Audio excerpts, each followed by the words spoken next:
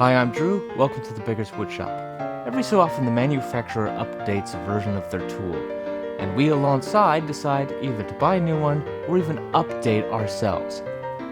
In this case, with the Shopsmith Bandsaw, I've chosen to try to update it the way the manufacturer has, and that's coming up right here on the Beggars Woodshop.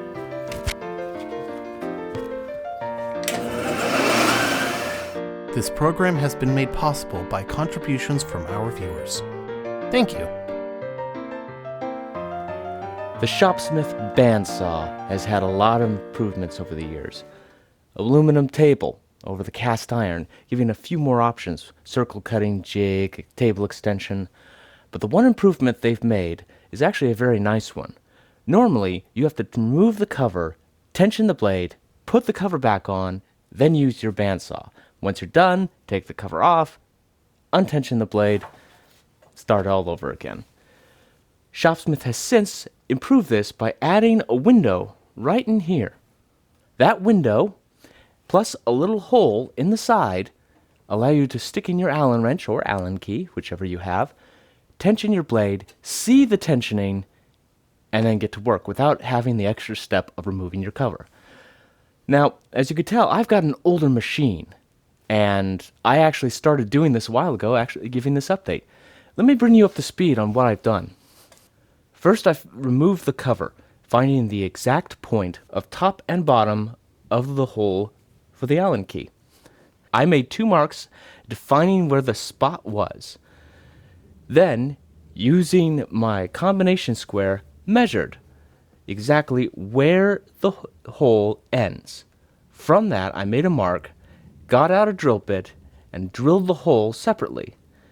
Now, as you can see, it's probably just slightly off, but that's okay. It's enough for the Allen key to fit in and still tension the blade.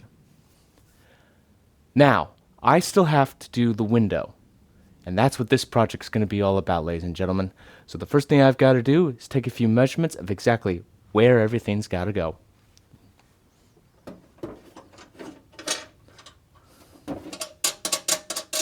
Now I want to measure with my combination square approximately how far over I can go with the window.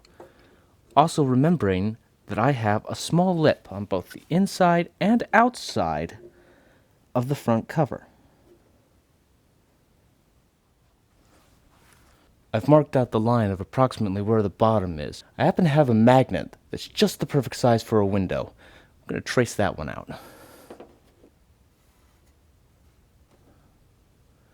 From the looks of it, I may have to use the lip that's right here as my up and down point. This won't be perfect like the Shopsmith one, but it will have to do.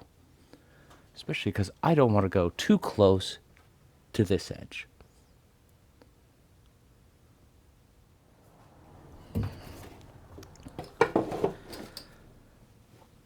Now that the hole has been cut out, I could use a rotary tool, but that's going to kind of create a little extra heat and semi-melt the plastic. I'm going to make an attempt first with my utility knife, see what I can get.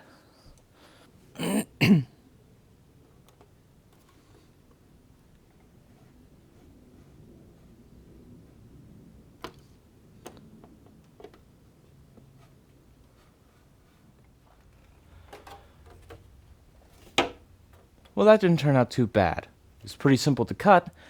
I just had to get out the rotary tool to knock out the corners a little bit.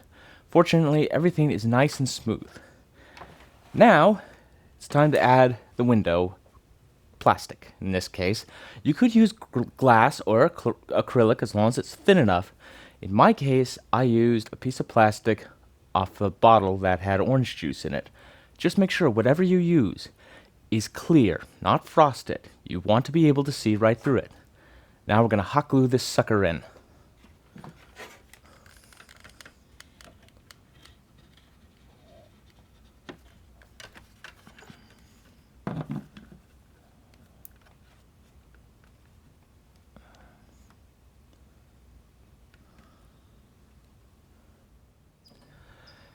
Cover's back on, everything is secure. Looks like everything should be okay. Let's test it.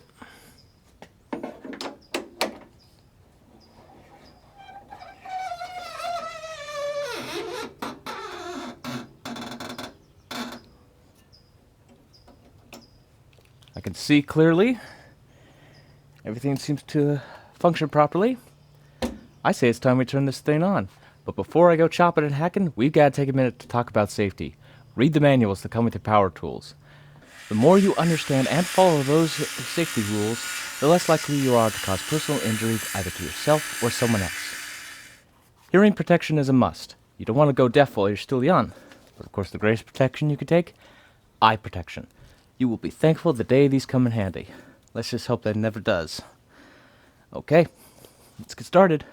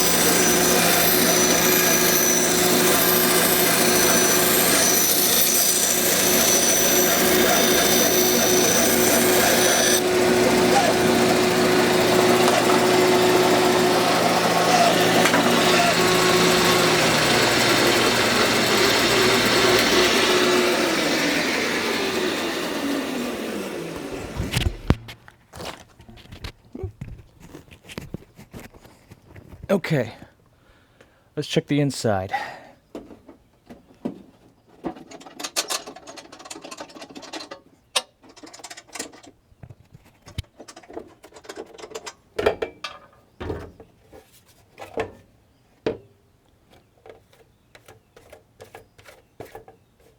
Okay.